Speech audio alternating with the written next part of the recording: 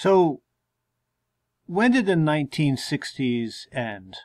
Well, as I've been trying to argue in this part of the class, in some ways they haven't. I've been trying to tell, and I'm still trying to tell, a single story in this last section of our course, and it's a story the historians call the long 1960s. First, in lectures 9 and 10, we have looked at the so-called radical liberal movements of the 1960s. We've looked at the student New Left. We've looked at the civil rights movement. We looked at Black Power. We've looked at women's liberation. I think I had mentioned in the notes there were other radical liberal movements in the 1960s. Coming in at 1969 was the gay civil rights movement. I don't lecture on that because I usually cover that in my World War II lecture, which is a lecture that I haven't done this time, but I think you'll be reading about some of that. These radical liberal movements, as I talked about, were challenging the Cold War liberal consensus of the 1950s and the 1960s. Right? The 1960s was really not about, even if we can date our culture wars to that decade, it wasn't like liberals and conservatives from today. Liberals and conservatives were fighting each other in the 1960s. Rather, liberals were fighting liberals in the 1960s. Radical liberals were fighting Cold War liberals. Radical liberals like the anti-war movement or the civil rights movement were fighting people like Lyndon Johnson over the Vietnam War, over the Democratic Party's stance on civil rights. And that is what ultimately kind of broke up after 1968, causing that crisis of leadership. And as I suggested in began suggesting in lecture 11, that the conservative movement that had been beginning to form in the 1950s and the 1960s around things like the National Review, around Barry Goldwater's campaign, that it's really the conservatives taking advantage of liberal infighting in the 1970s to transform themselves into a national political movement, ultimately winning the White House in 1980 with Ronald Reagan, as I'll be talking about in this lecture, winning Congress in 1994. And so again, understanding the roots of our contemporary culture wars in the 1960s, many of the radical liberal movements are still there today on the scene, forming in some ways the progressive, in some ways the moderate wing of the Democratic Party, but the conservative movement that's forming in the 1950s, 1960s, 1970s, culminating in Reagan in 1980. That movement is still very much influential in the Republican Party today. So there is this intimate connection between the present day and the 1960s. When will the 1960s end? Good question. In some ways, 1776 never ended. In some ways, 1861 never ended. So Americans, I don't know. Maybe we just don't have a long enough history to really get beyond our past conflicts. But it seems like we keep playing out a lot of the same conflicts throughout our history, and so we do so today. So we kind of left off lecture 11 with talking about two of the groups or constituencies of the New Right that has really helped the New Right form and then ultimately gain and grow in power since 1980. In lecture 11, part 2, we talked about the big business and the way that big business has tended to solve the crisis of leadership by providing political leadership through their lobbying efforts, but cultural leadership through the development of a new form of capitalism. In our final lecture in this course, and it is a long one, but our final lecture in this course, we talk about the other group that has supported the New Right since the 1970s, and that is the religious right. And all of these things that don't seem to belong together on this screen, we'll see how they connect with each other, except for maybe that guy in the middle there. I just wanted to remind you of what I look like there. We're going to talk about the religious right in this lecture and how it has come to support new right politicians from Ronald Reagan all the way up to Donald Trump.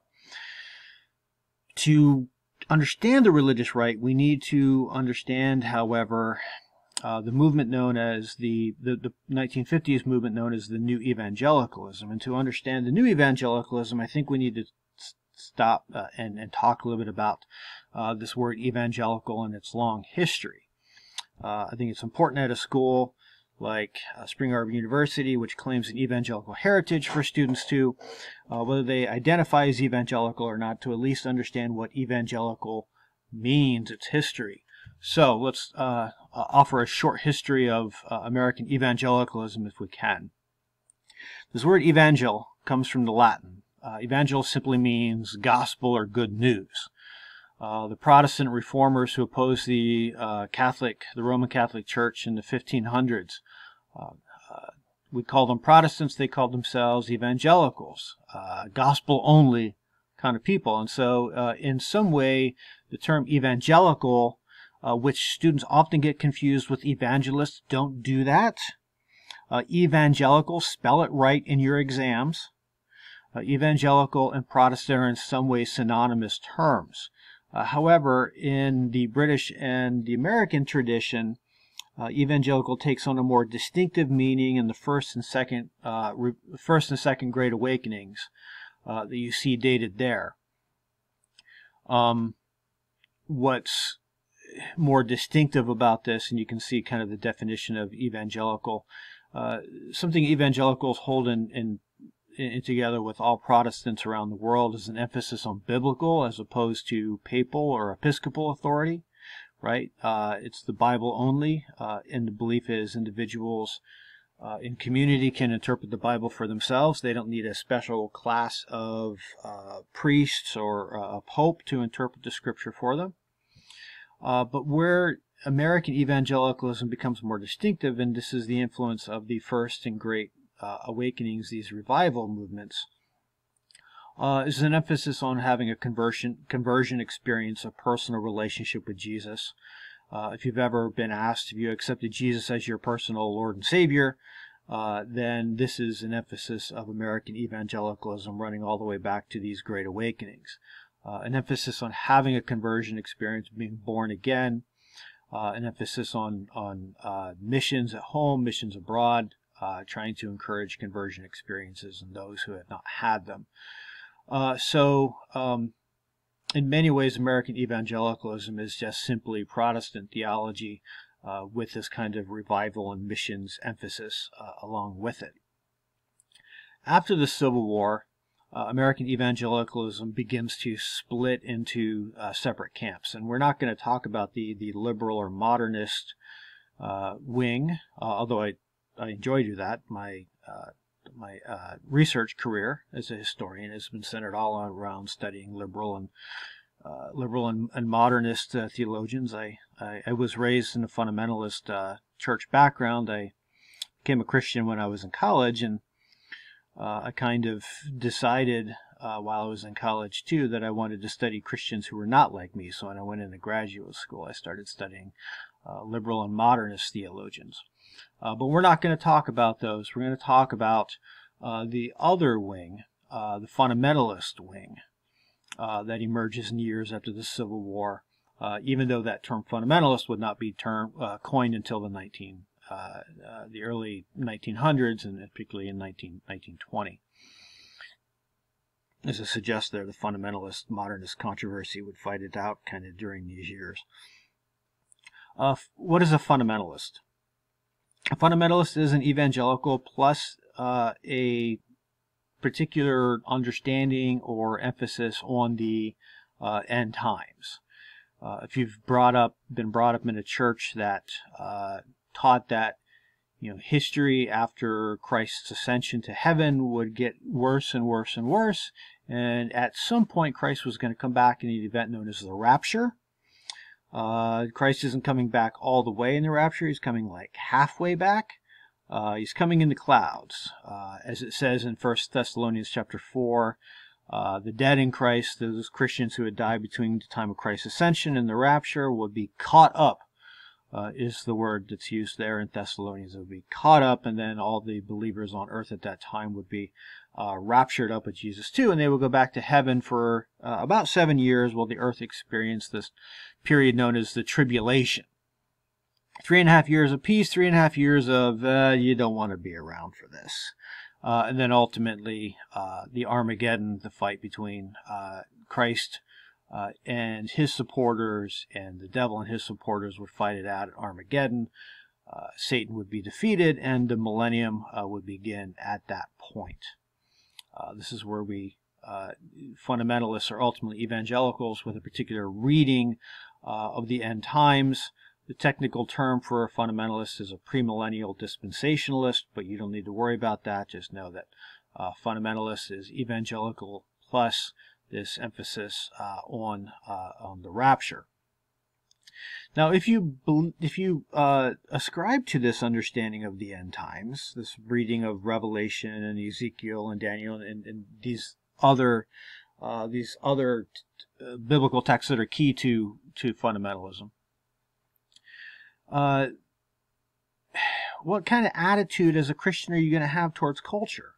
Well, if things are just going to get worse and worse and worse, as Jesus said, there's going to be wars and fights and more fights, and Paul says, people will be lovers of themselves, and adultery and murder and all these kinds of things. If things are just going to get worse and worse and worse, no matter what you do, then why try to make the world a better place? And so fundamentalists, in some ways, unlike their evangelical predecessors before the Civil War, fundamentalists in many ways stress separation from mainstream culture. The emphasis for fundamentalists, and there's a lot of continuity here. Evangelicals had been about trying to convert individuals, but evangelicals before the Civil War had also been about fighting social problems like alcohol, for instance. Fundamentalists were less concerned about fighting social problems. They were more concerned about saving as many people as they could before the rapture came. In fact, fundamentalists believed that if they could get the gospel spread to every person on the earth, that would actually trigger the rapture. They believed that once everyone on the planet heard the gospel, then the rapture would happen. And so fundamentalists in the 1890s, a catchphrase, the evangelization of the world in this generation, was in many ways an effort to try to trigger the rapture. So I don't know if any of you guys grew up in kind of rapture culture churches. That's I absolutely did. So I grew up with the rapture, and if you grow up with the rapture, you know that you're it can be kind of scary. I've had students before who have told me as young children. They were scared when they found themselves in a room by themselves. They got a little freaked out because they thought maybe they had been left behind. And they went screaming for their parents to make sure that their parents had not been raptured out and they had been left behind. A lot of gospel appeals in rapture churches. You want to be, I don't know how your parents tried to introduce the Christian faith to you guys. But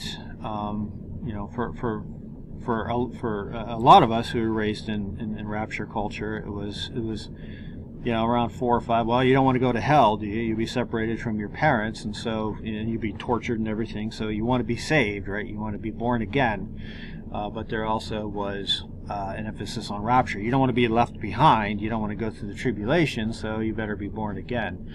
And so gospel appeals were very much attached to the rapture. But again, fundamentalism distinguished itself not just through a particular reading of biblical prophecy, but fundamentalism distinguished itself through an emphasis on separation from secular culture. So anything that was new, for instance, jazz in the 1920s or dancing, fundamentalists very much opposed those things.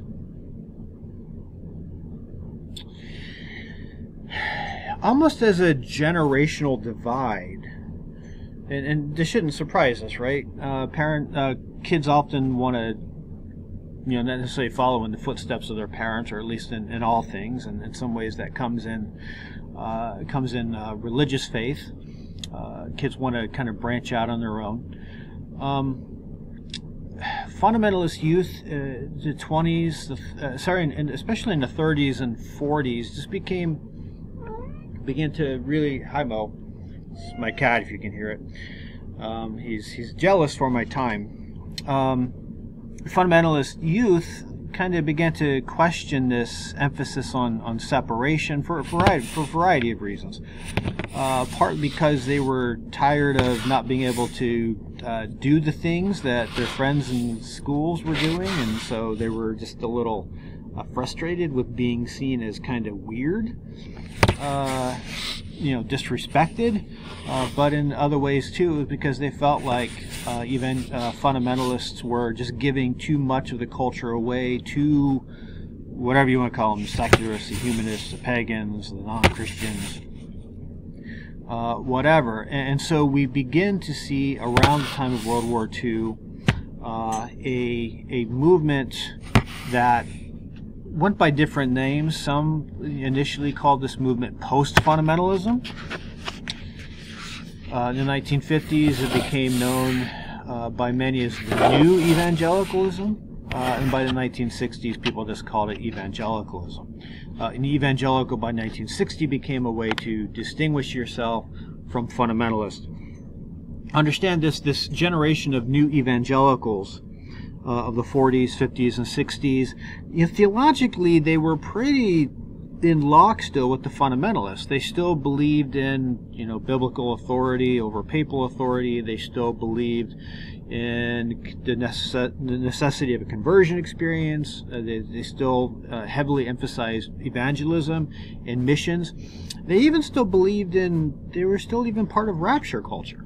What distinguished the new evangelicals was really the rejection of separation from culture, and an emphasis on Christians needed to engage secular culture, to try to win secular culture, not just the people in that culture, but try to win the culture itself back for God in many ways. So an emphasis on revival, but an emphasis in World War II and in the Cold War, an emphasis on national revival, and an emphasis on not just defending, but actually bringing back what many in the 40s and 50s called Judeo-Christian culture.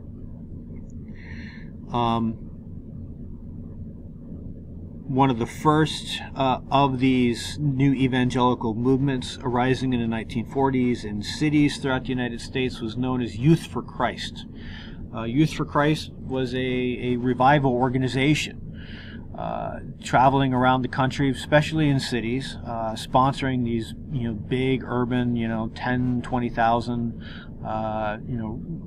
revival preaching services.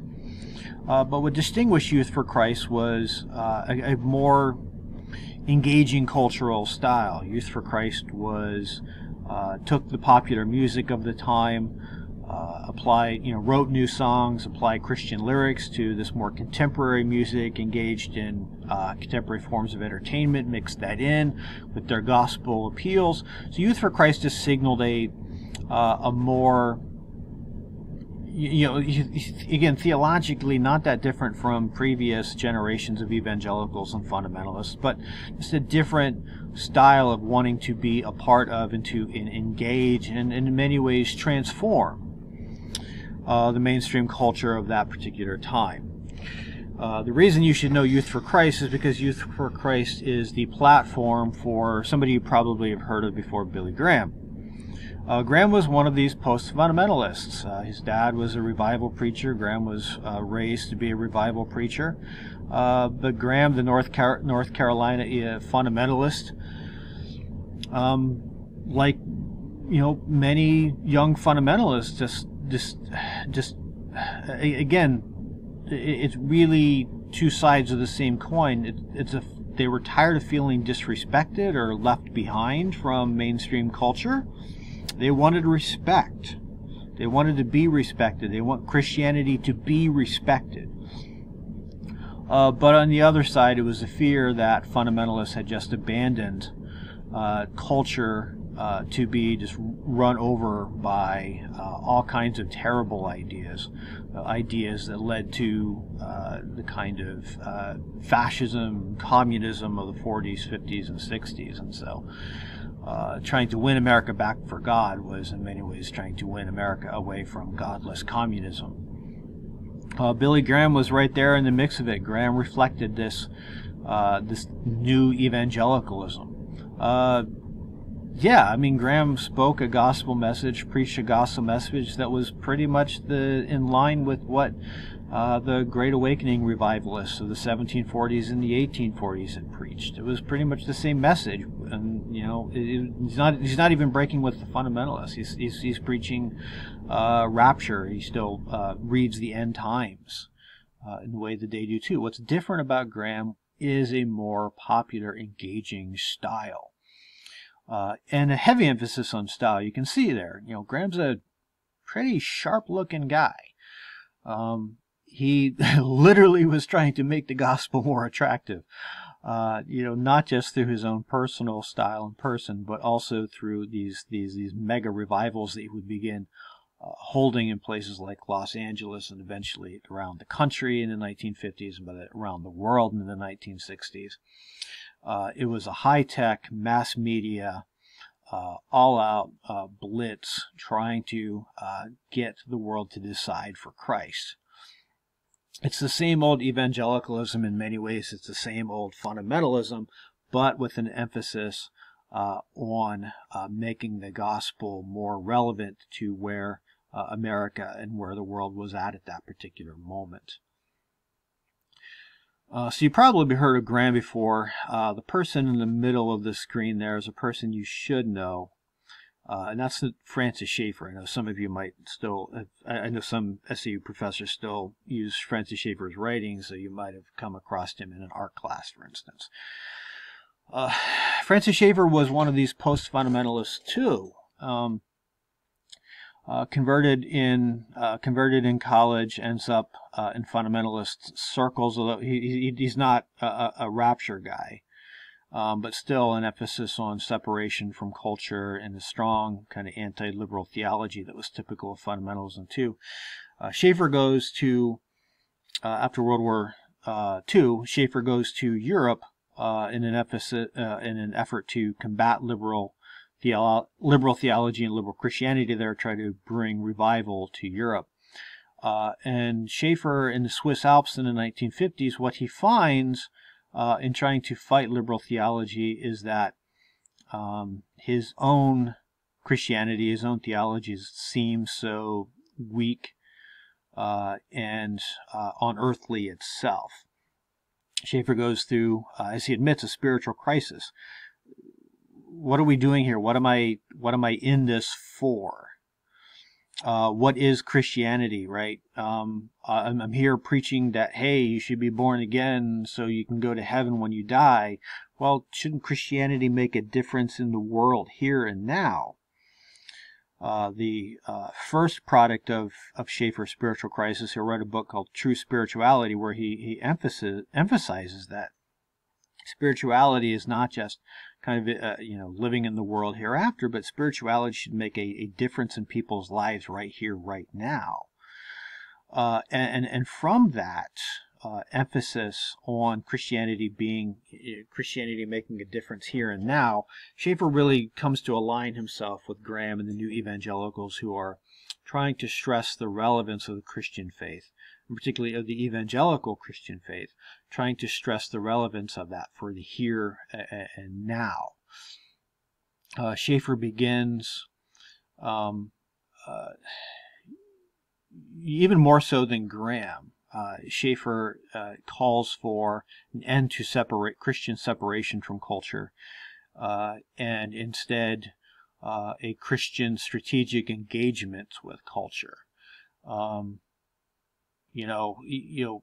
Schaeffer's emphasis is really on Christians being, I don't know, maybe you've heard some phrase like this before, critical participants in the contemporary world. Yeah, SAU's mission statement. That's in many ways what Schaeffer began preaching in the 1950s and the 1960s first to the American and European youth that came to hang out with him at his commune in the Swiss Alps, and then Schaeffer eventually began being able to go out on the lecture circuits, book series, what have you, even video series by the 1970s. Schaeffer becomes immensely popular in Christian, and especially in evangelical Christian circles. In fact, at Schaeffer's death in 1984, Christianity Today takes a poll what Christian figure has been most influential in your life, and in 1984, Schaeffer was even more popular than John Calvin. So he has an enormous influence. And Schaeffer eventually came to summarize his message in this way. Look, if Christ is Lord of all life, then Christians should be engaged in all aspects of life. Right? If Christ is Lord of all of life, then Christians should look to take the world, to establish Christ's lordship over all facets of life here and now. Christianity is not just about getting ready to be in heaven here and after. It's not just about saving souls. It's about establishing Christ's lordship over secular culture here and now. And so instead of Christians running away from college and higher education, Christians should go to college. They should get into higher education. Rather than running away from modern philosophy, Christians should study modern philosophy. Christians should get PhDs in philosophy. They should get degrees and rather than being afraid of evolution, Christians should get science degrees. They should become science teachers. God forbid, Christians should get degrees in history. Christians should look to establish the lordship of Christ over the historical profession. Christians should look to be lawyers and doctors and artists. All these aspects of life, the fundamentalists have said Christians should, not bother with those things, right? Christians should be evangelists. They should be missionaries. It's the highest calling.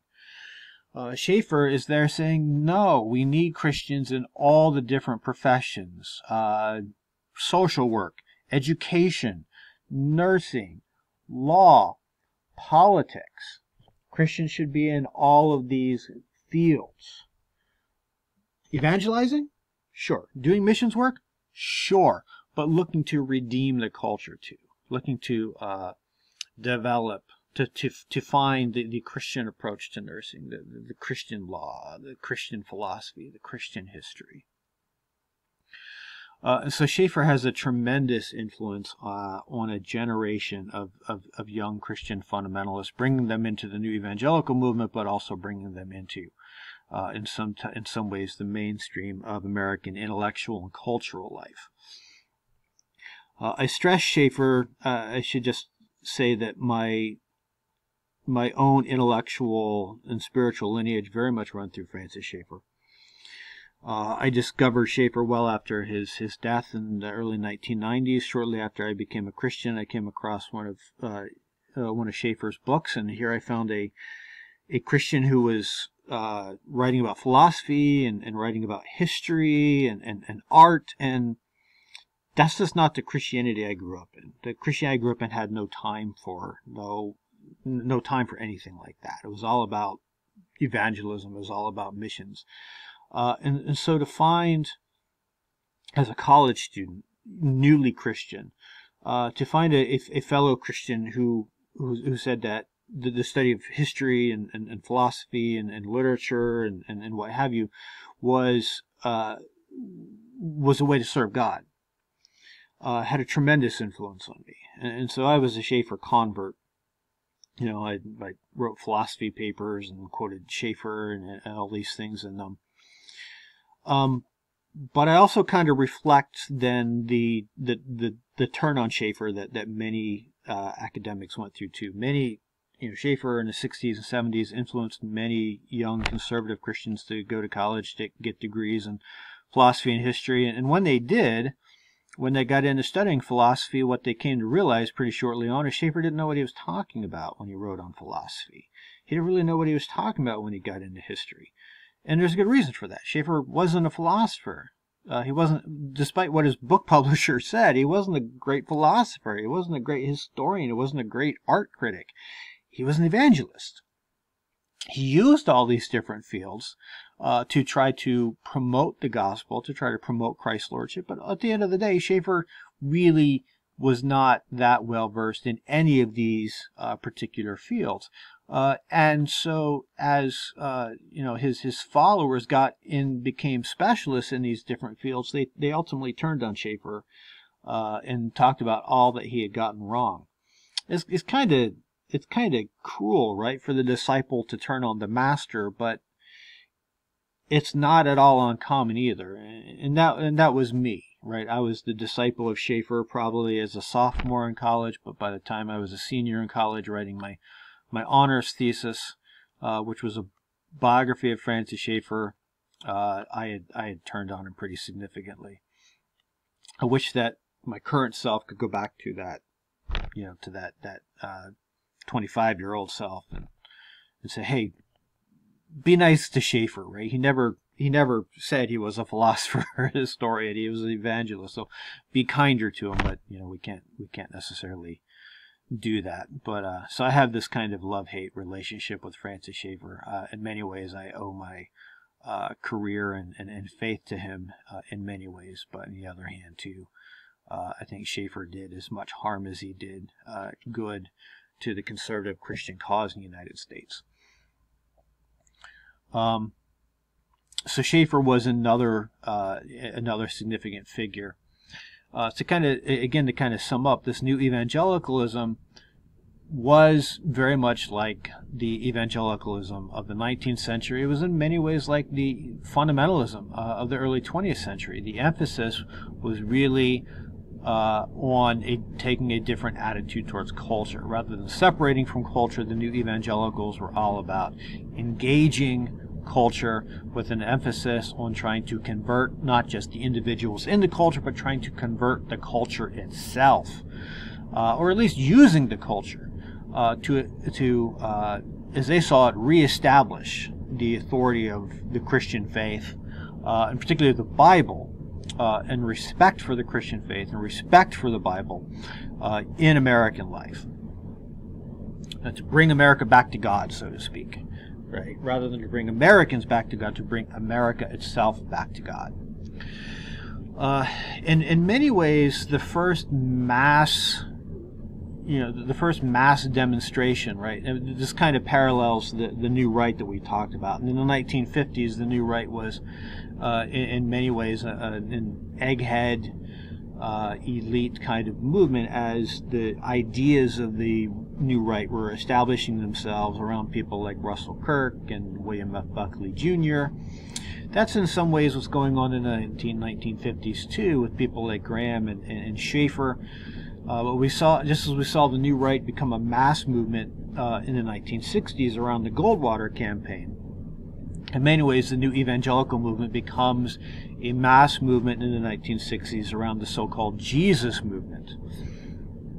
And the Jesus movement can largely be summarized as an effort to Christianize America's counterculture. As American youth began to tune out of suburban middle-class society, began to turn to and develop hipster lifestyles. The Jesus movement was a movement of Christians, and Schaeffer was in some ways part of that. You can see Schaeffer there. Schaeffer looked a little bit like the beat poets who were in Greenwich Village in the late 50s and 60s. I mean, he developed kind of a countercultural style, much more so than Graham, who still kept wearing those suits and ties and stuff. That was not what Schaeffer was doing anymore. Of course, it's hard to hike around the Swiss Alps in a suit and tie. But this emphasis on engaging America's counterculture, trying to communicate with the counterculture in an effort to bring the countercultural individuals to Jesus, was a strong emphasis of the Jesus movement. So, if the counterculture was about establishing new institutions like coffee houses and nightclubs where young people could find each other and find new ideas, find new values, Well, Christian pastors and missionaries began developing Christian coffee houses and Christian nightclubs. And this brings us to Arthur Blessitt. I'll put the whole Arthur Blessitt story, I'll link to that for those who really want to get to know this guy. Arthur Blessitt is one of the most interesting Christians you've never heard about. But I do want to play a little bit from the Arthur Blessitt story that relates specifically to kind of an example of the Jesus movement.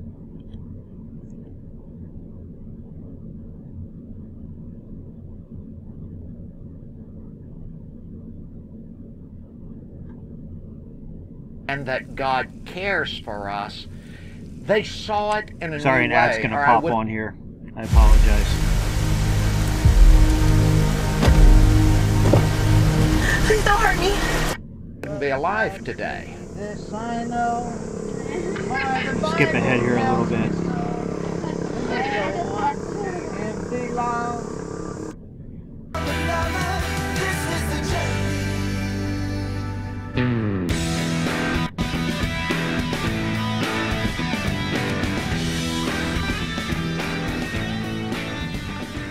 First came to Hollywood, California after reading in the newspapers about the hippie movement that was happening on Sunset Strip and then at Griffith Park. There were big love-ins at Griffith Park.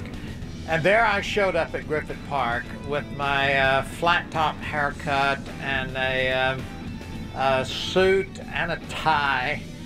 And all of these hippies were there smoking grass and partying. And I started giving out gospel tracts, little pieces of paper with a message of Jesus on it. And I was talking to one guy that seemed really far out. And he said, "Hey man, why don't you get up there and tell them all about it?" I stepped up on stage and suddenly out of me came words I had never shared or spoken in my life. "How many of you want to get high?" And everybody, yay! And I said, "Then pray you go all the way to heaven."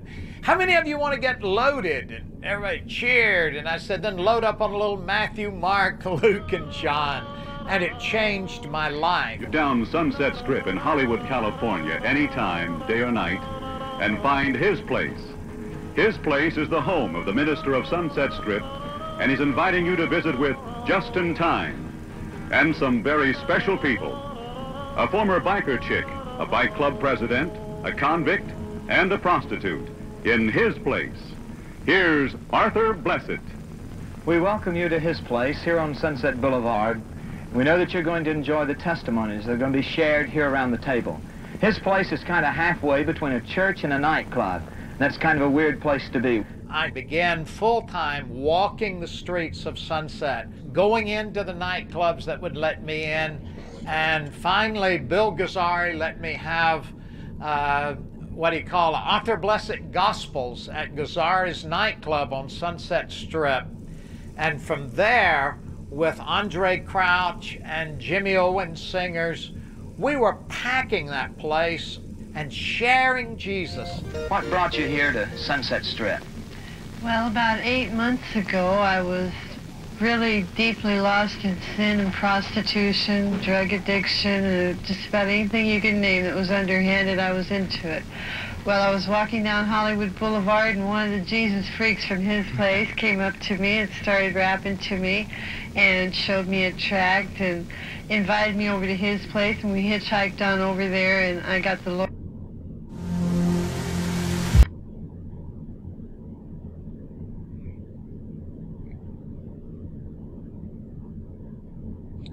Well, if you want to continue to learn more about Arthur Blessitt, I would encourage you to do so through watching the rest of the video. But you can kind of see there what the Jesus movement in microcosm was about through this whole decade, right? It was trying to engage the counterculture in an effort to transform the counterculture.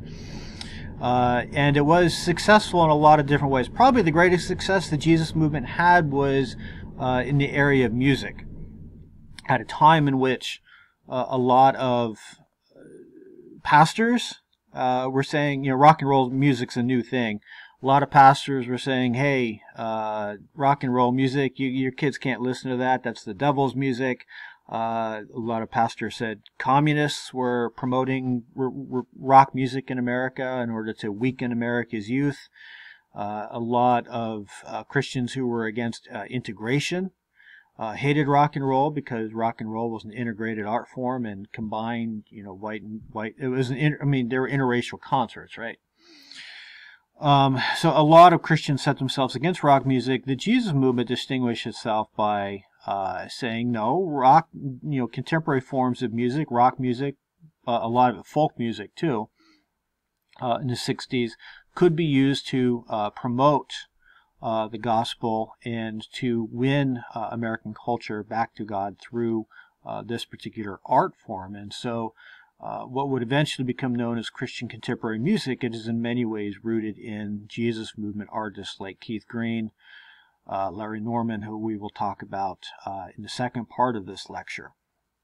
The Jesus movement was an emphasis, it was a kind of grassroots new evangelical emphasis to engage America's counterculture rather than separate from it, engage it in an effort to, as Blessed himself would say, get high for Jesus. You want to get loaded, load up on the gospel, right?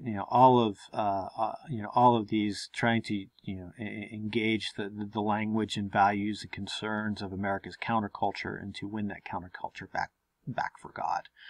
I'd encourage you to learn a little bit more about Arthur Blessed. You see him with a cross there. Blessed, starting in 1968, carry that wooden cross all over the world. I'm not sure if he's still doing it today, but the Bible talks about Christians needing to take up their cross and carry it. Blessed took that literally, starting in 1968. The dude's been doing it. Did it for over 50 years, carrying that cross through all countries of the world. Quite an amazing story, but he begins there as one of the famous Jesus movement pastors. So the question then, as we shift in lecture, becomes, if you're looking to take a break, this might be a good place to take a break.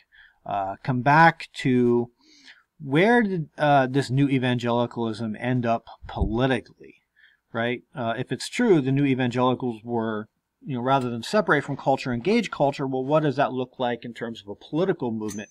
Coming out of the 1960s and the radical liberalism of the 1960s, for a lot of evangelicals, it looked like evangelicals engaging with leftist concerns. And so a lot of conservative evangelicals found themselves on the left side of the American political spectrum during these years. In fact, the first evangelical political lobby in 1972 was a group known as Evangelicals for McGovern.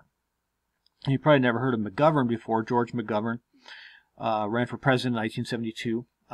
McGovern, to give you a contemporary frame of reference, McGovern was Bernie Sanders before there was Bernie Sanders.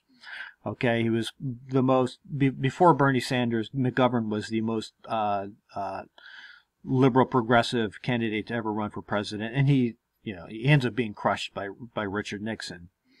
But the key here is that evangelicals were lending their political support for such a leftist candidate. When Time magazine declared 1976 the year of the evangelical, they were talking about this concern of evangelicals for left causes, manifested in some ways by the President of the United States in that year, Jimmy Carter. Jimmy Carter, probably the most conservative, theologically conservative evangelical president we've ever had, but nevertheless Carter, a Democrat, and largely supportive of several of the radical liberal movements of the 1960s. And so the media in the 1970s is paying attention to kind of these evangelicals on the left.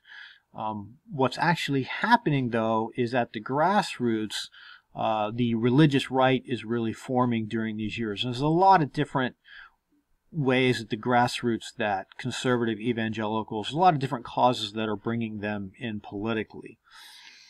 A lot of issues having to do with schooling. Some of it was, for those Christian parents who were, wanting to keep their kids in public schooling.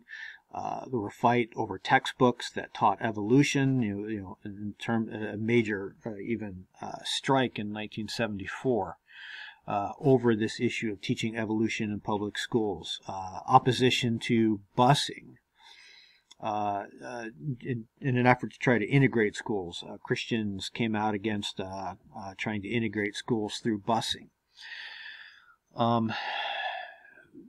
A spread of homeschooling and private Christian schools for a variety of reasons. Some of it was through opposition to teaching of evolution in schools, but some of it was also as the federal government was putting a much greater emphasis on integrating public schools in the 1970s. Several Christians took their kids out of school or put them in private schools or started homeschooling, and then didn't want the government to kind of interfere with those private Christian schools, those so-called segregation academies, or with homeschooling either. So there were religious reasons, but there were racial reasons too for why Christians were either fighting their public schools in the 1970s, or turning to alternative forms of schooling for their children. Opposition to or fights against gay rights. In 1979, there was a famous anti-gay movement known as the Save Our Children campaign. Dade County, Florida, had passed gay civil rights legislation in 1979, essentially protecting employment, educational rights for homosexuals. If you're gay, you can't be fired from your job just for being gay, for instance. Christians in Dade County in 1979 started they called it the Save Our Children campaign. The idea that they were getting was that homosexuals are essentially pedophiles, or more prone to pedophilia. And so if we allow homosexuals to have protected rights in America, then that's going to put our children at risk. And so some of the earliest opposition of Christians to gay civil rights are beginning here in the 1970s and having some success as well too. But probably the greatest mobilizing factor in the 1970s was Christian opposition to feminism, or Christian opposition to women's liberation. You had, I think I mentioned in a previous lecture, Phyllis Schlafly, one of the Goldwater gals. Schlafly would go on in the 1970s to launch the Stop ERA movement to stop the ratification of the Equal Rights Amendment, and she was successful. More so than Friedan and Steinem, the women's liberationists we talked about in previous lectures. Phyllis Schlafly became a rallying cry for many women who wanted to stop what they saw as the either excesses or just the even presence of feminism within America.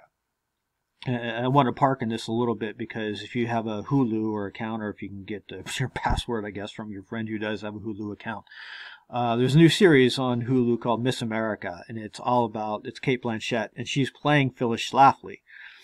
And I'm really looking forward to getting into it. It's Phyllis Schlafly, but you also have Gloria Steinem, Betty Friedan, other leading women's liberationists of that time. So if you were interested in this subject material, you might want to, dig into the Hulu series that's just started this week. But opposition to abortion, the Roe v. Wade decision, was key too, in terms of especially bringing these new evangelicals, bringing them over to and bringing them over into the new right. It took evangelicals a little bit of time. It took just Protestants a little bit of time to be aware of this particular issue. It wasn't an immediate concern. The earliest opponents of the abortion decision were Catholics. It was our good friend Francis Schaeffer and one of his friends, C. Everett Koop, a doctor, in 1977, went around the country doing a video and lecture tour called Whatever Happened to the Human Race, where they suggested that abortion was a slippery slope towards euthanasia, a slippery slope towards killing babies with birth defects or special needs children, that all these things would flow from Roe v. Wade. Schaefer and Koop in their video series really popularized the pro-life movement and kind of an anti-feminist movement within America during these years.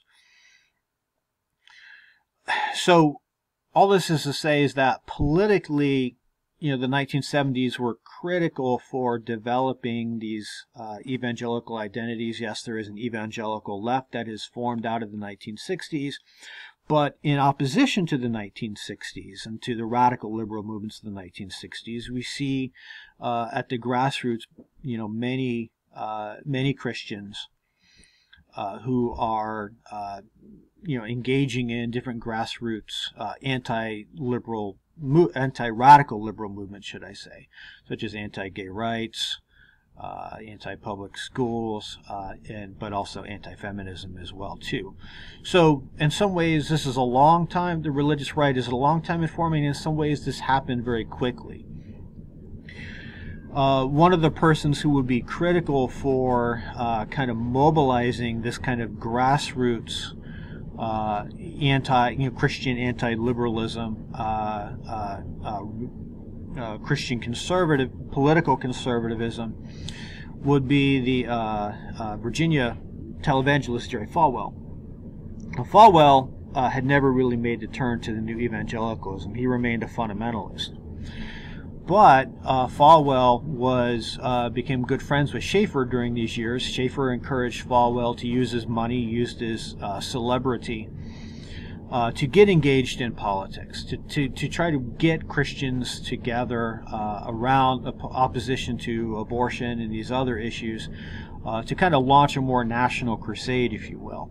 And so Falwell, started in the late 1970s, kind of looking around for, who will be that? Who's going to be our Barry Goldwater person? Who's going to be our person who will take our concerns, our opposition to abortion and opposition to women's liberation, to gay rights, and protecting schooling? Who's that person for us? And so obviously they looked to Jimmy Carter, right? Jimmy Carter was of a similar faith to a Falwell or a Schaefer.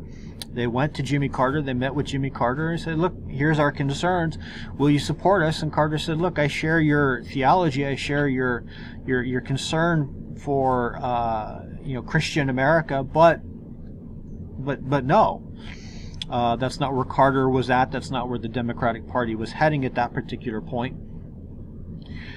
This created an interesting political dilemma for Falwell and a lot of his supporters. As Southerners, they were Democrats because, in the 50s, 60s, and even into the 70s, most Southerners were Democrats. It just was a legacy that went all the way back to the 19th century.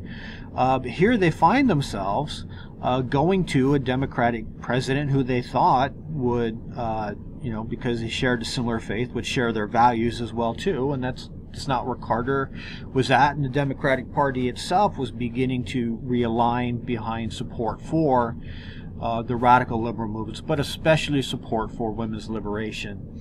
The Democratic Party remained pretty divided over Roe v. Wade. There never was, there never really has been a full rallying of the Democratic Party around a kind of pro-abortion platform. There remain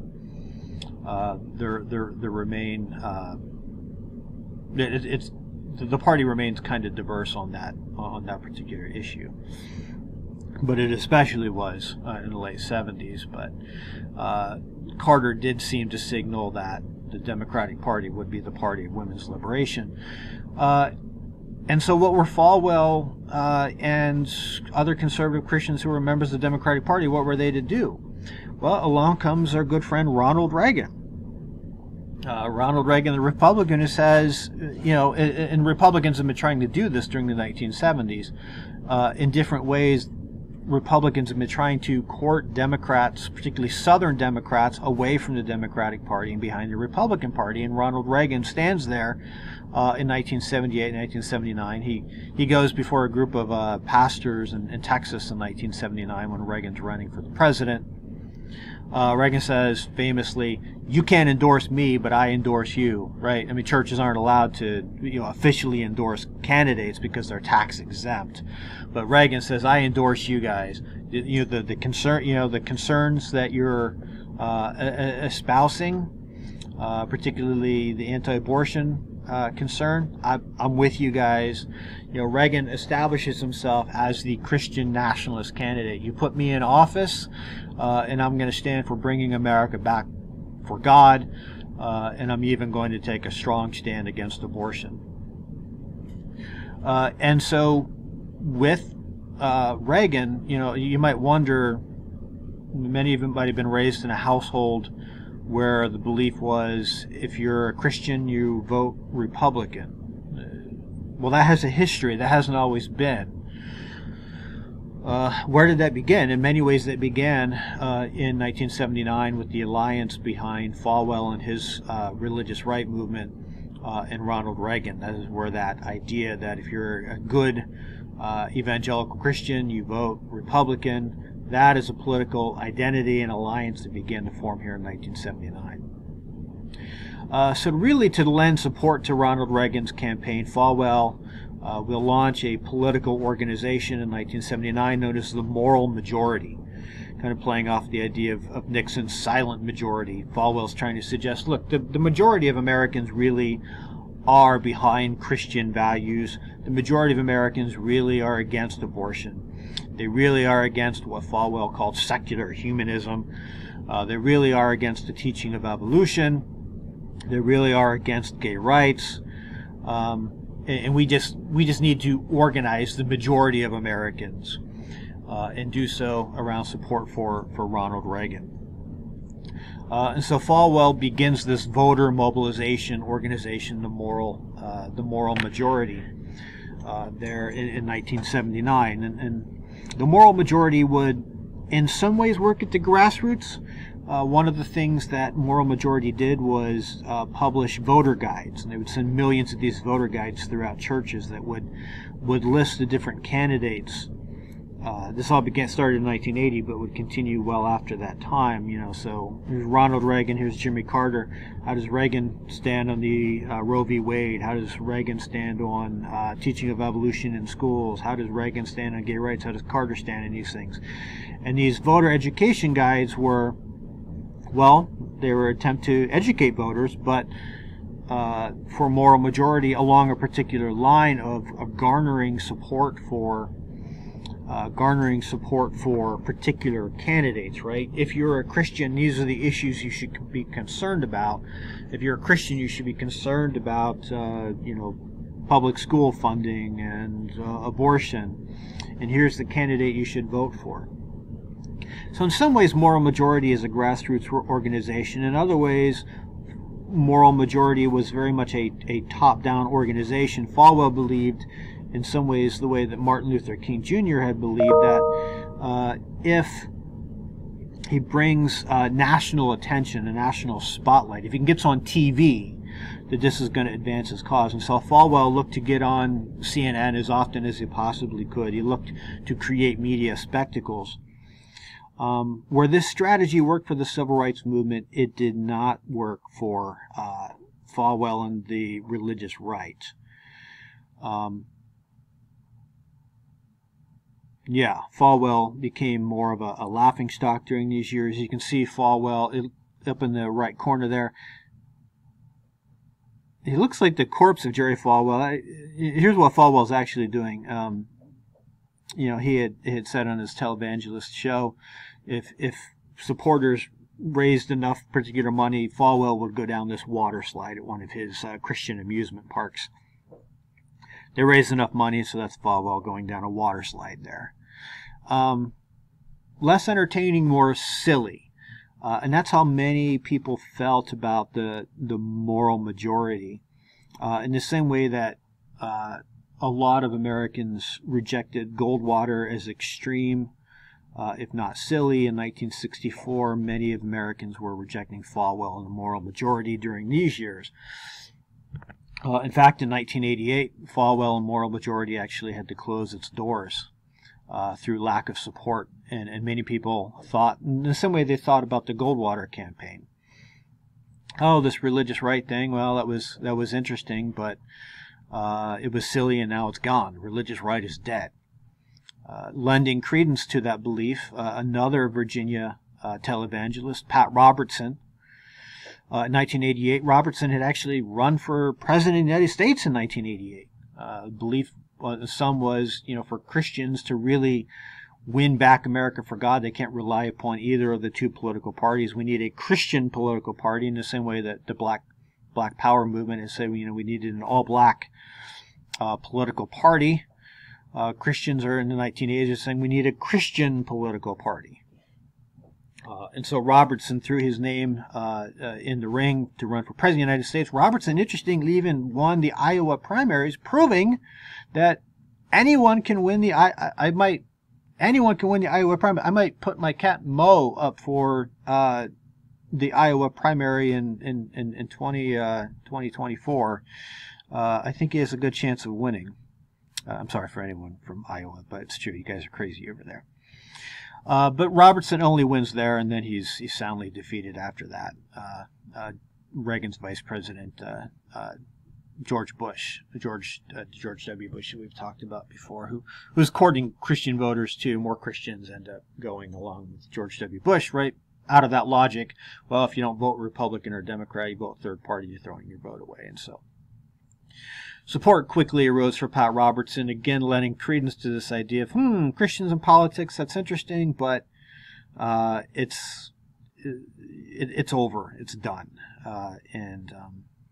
For those who, lauded a strict separation of church and state, they kind of danced over the graves of the moral majority in the Robertson campaign. What people didn't know is that Robertson took his political campaign and went home in 1988 and started a new voter education organization, the Christian Coalition. He put Ralph Reed in charge. Ralph Reed was a New Right political operative. Ralph Reed was instrumental in helping to build grassroots support for Ronald Reagan, for other New Right politicians during the 1980s. Robertson was able to court Ralph Reed and bring him into the head of this organization. Now, if you've never heard the name Ralph Reed before, there's a reason for that. He, for a long time, didn't want you to know his name. He believed that Falwell's media strategy was self-defeating, and that what Christians needed to do was work quietly, silently at the grassroots to advance their causes. As Ralph Reed would say, these are his words, I do guerrilla warfare, I want to be invisible. What Christian Coalition stressed, and they did voter education guides too, but they also stressed building a Christian coalition from the grassroots up. Instead of trying to get yourself on TV for your support to end evolution in schools, instead try to get yourself elected to a local school board. Try to fill your local school board with conservative evangelical Christians, and if you do, you can get rid of the teaching of evolution in schools, and nobody's none the wiser. Do this guerrilla warfare. Get yourself into positions of power at local levels. This is going to allow you to advance Christian causes in non-controversial kind of ways. People won't even know. People won't even know that evolution isn't even being taught in your school district anymore, because you didn't highlight what exactly is going on here. And so between 1988 and 1994, this is what went on. Christians, especially through Reed and the Christian Coalition, worked at the grassroots to establish themselves into local and state positions of power. 1992 was another one of these watershed moments for the religious right. George W. Bush actively courted Christian voters in 1992, and yet he lost to Bill Clinton, again leading many political commentators to say this whole thing of Christians in politics, it just doesn't work. right? Americans don't want this. They don't want Christians in politics. And look, clearly that's evident. They chose Bill Clinton over George W. Bush. And then comes 1994. A major advance for the new right that we've talked about. Look, it was one thing for Ronald Reagan to win the presidency. He doesn't have control of or over the Senate. The Senate is in the hand of Democrats, and even the Republicans who are in office in the 1980s are not necessarily the Barry Goldwater, William F. Buckley Jr. kinds of Republicans. They're more the liberal Republicans of the 50s and 60s. Reagan is a mouthpiece or a spokesperson. Being president of the United States gives you an amazing platform to espouse this less is more philosophy, as I've called it. But real power comes to new right politicians in 1994, when in the midterm elections Republicans take control of the Senate, they take control of the House, upending the Clinton presidency and establishing Republican rule in Congress for a long time to come, but not just any kind of Republican rule. It's this new breed of Republican. It is the less is more Republican. It's the Newt Gingrich Republican. You see a picture there right next to Ralph Reed on the screen. It is this limited government, big military Republican that comes into power in 1994. And when they do, the Christian Coalition now comes out from behind the scenes and claims victory. A majority, almost 2/3 of Republican state parties in 1994 were headed up by members of the Christian Coalition. Christians, rather than rallying around a particular charismatic figure like Ronald Reagan, did the hard work between 88 and 94 of working their way into positions of leadership within their state Republican parties, and they helped put into power people like Newt Gingrich.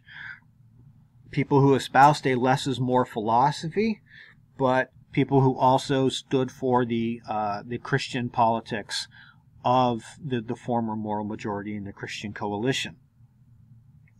And so in many ways, the most significant victory the religious right ever had, until to its time at least, was 1994, with putting these new breed of Republicans like Newt Gingrich into power.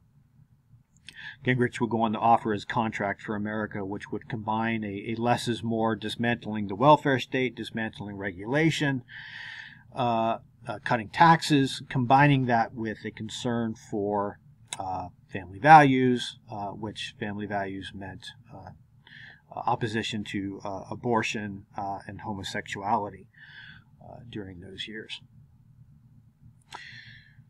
1994 was kind of a high point for the Christian Coalition. After that, it fell on hard times. It lost its tax-exempt status. It's still there today, but the Christian Coalition, so the religious right, to the extent that it relied upon these centralizing organizations like the Moral Majority in the 80s and the Christian Coalition in the 1990s, has become a lot more fragmented since that time.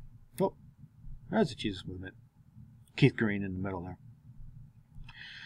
There's still some organizations that are out there today. For instance, the Focus on the Family, Focus on the Family, headed by James Dobson's radio show. The Family Research Council still are Christian lobbying organizations in Washington today. But the religious right and its concern for putting Christians into politics, engaging with American politics on particular issues like abortion, like gay rights, like schooling issues, like the evolution issue, has become a lot more fragmented. Evangelical participation in American elections ebbs and flows. In 2000, evangelicals helped defeat John McCain because McCain said, hey, maybe Republicans shouldn't talk so much about abortion. And he got Christians really angry about that. So they helped defeat John McCain in 2000, putting George W. Bush, the son of George H.W. Bush, into the winning the candidacy, but they didn't turn out in great numbers for George W. Bush in 2000, which is why that election was so close. George W. Bush actually lost the popular vote, and this in some ways is because a lot of evangelicals stayed home that election. They just weren't that enthused about him. They were very enthused about him in 2004, which is why he had a much more significant margin of victory. He won the popular vote in 2004, in part because evangelicals were rallying around George W. Bush's anti-gay marriage cause in 2004. 2008, with McCain being the nominee, evangelicals really were not keen on McCain, so they don't support him in great numbers. 2008, they don't support the Republican candidate in great numbers. 2012, Romney's a member of the Latter-day Saints, so again, Christians don't support him in that great of numbers. And I think during those years, many people thought, maybe evangelicals are maybe the religious right and this link between Republicans and evangelical Christians that's broken, and we're going to see a return to an evangelical left. That Obama himself represented a kind of Protestant or evangelical left, even, if you will. And then along came 2016, where 81% of self-identifying evangelicals came out in support for Donald Trump. Now, to put this in perspective, going all the way back to Nixon, Republicans had generally been voting Republican in pretty high numbers. The 81% of self-identifying evangelicals is a significant number, but it doesn't really identify, well, how many evangelicals, for one, didn't vote, right? There's a difference between 81% of 3 million people and 81% of 5 million people, right? While the percentage of evangelicals is significant, right? 81%, suggesting the religious right is pretty strong. The number doesn't suggest how many evangelicals in the country actually supported Donald Trump. That number, as far as we can guess, was probably pretty low. The reason I say that is because Donald Trump lost the popular vote by almost 3 million votes, which suggests that overall Christian turnout for Trump was pretty low.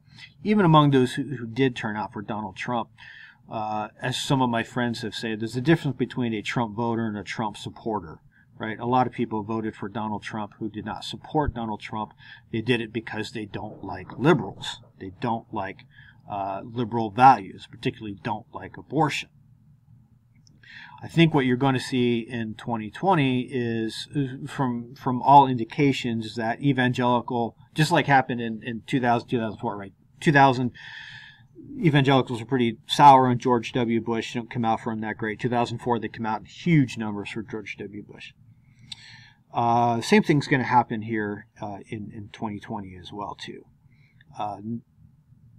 Trump's probably going to get another 81% of evangelical vote, but it's going to be a greater proportion of self-identifying evangelicals. So whereas maybe it was 3 or 5 million in 2016, it's going to be maybe 5 to 8 million in 2020. So he's going to get more white evangelical numbers out voting for him in 2020. The issue will be how much of the anti-Trump movement within the United States, how much greater numbers they're going to come out to, right? Numbers on both sides were depressed in 2016. If Democrats get their people out, Democrats outnumber Republicans nationally, Democrats will win 2020. Hard to say exactly what's going to happen with that election, but one thing is for certain, and I'll start to end on this point. Evangelicals and the evangelical predominant political expression in the United States is voting along new right conservative lines. This link between evangelicals and the Republican Party is never deeper than it is right now. All the evidence suggests there's absolutely no waning between an self-identifying white evangelical and the Republican Party. They have never been closer than they have been before. And I'll conclude on this point. We talked about identity politics in a previous lecture. Understand that identity politics is not something that just like minorities and women engage in many ways modeling themselves after the Black Power movement, modeling themselves after women's liberation. White evangelical Christians in the United States today constitute an identity politics movement, and in many ways the most powerful of the identity politics movements, which creates this incredible paradox. White evangelicals in the United States have incredible socioeconomic and cultural power and influence. And yet, as you can see there in the middle of the definition, identity politics is all about forming an imagined identity around a grievance, around a sense of being marginalized or oppressed or persecuted. In part, what especially in the past 5 or 10 years has really injected new life into the religious right is a feeling, more so even in the 80s and 90s, in the 21st century, is a feeling among conservative evangelical Christians that they are being persecuted. That their way of life, their faith, is disrespected by the American mainstream, and so they need to rally around not the flag, but rally around the cross in this particular instance, and look for allies. And they find allies in the Republican Party, and they find their greatest ally in many ways in Donald Trump, for all the ironies that might assume. Evangelicals today feel like they have a greater friend in Donald Trump than they did in Ronald Reagan. But what drives the religious right is this identity politics sense of grievance, of feeling like they're marginalized. Many historians and sociologists have called conservative evangelicals an embattled majority, if you will, a people who have significant social, economic, cultural power and influence, and yet speak as though they do not. You might agree with the central organizing belief of the religious right that conservative Christians today are disrespected in the United States. I would encourage you to ask yourself, is there a difference between disrespect and persecution? Is it true that Christians are disrespected in the United States? Is maybe you'll answer that differently, and you would say, are Christians being persecuted in the United States today? But this feeling of disrespect, of persecution, a feeling that they are losing their country to secular humanists is something that still very much animates the conservative Christians today, lending such influence and power to the religious right. And I am not going to go down the road of many colleagues, past and present, who say, no, the religious right is breaking up. And young evangelicals, they're tired of this culture wars. They're tired of these Christians and politics. They're tired of these kinds of conflicts. I'm not going to go there, because again and again and again over the past 50 years, people have said, oh, the religious right, it's come and gone. The religious right, it's come and gone. Christians and politics, it's come and gone. And every time they have been surprised, I'm not going to be surprised anymore. My prediction is that self-identifying white evangelical conservatives are going to continue to engage in significant political organizing, particularly behind the Republican Party and behind Trump Republicans, for the foreseeable future. That is just where Christian political activism in the United States is at. And so again, understand kind of the long time coming of the religious right. In terms of its mobilizing around a kind of post-fundamentalism, new evangelicalism in the 50s, in the 60s, a finding of its political platform in the 70s and 80s, all the way to its quest for political influence and power in the 2000s, and believing that they have really found that in the administration of Donald Trump. So evangelical Christians have been one of the primary backers since the 1980s of new right politicians like Ronald Reagan all the way up to Donald Trump.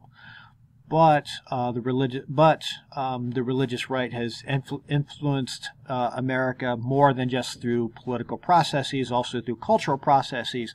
In part 2, that is what we will explore. Thanks for staying with me. I know this was a long lecture. Hopefully you can break it up in Hopefully you brought it up in chunks and not tried to listen to the whole thing all the way through. If you did, God bless you. Go get a Pepsi.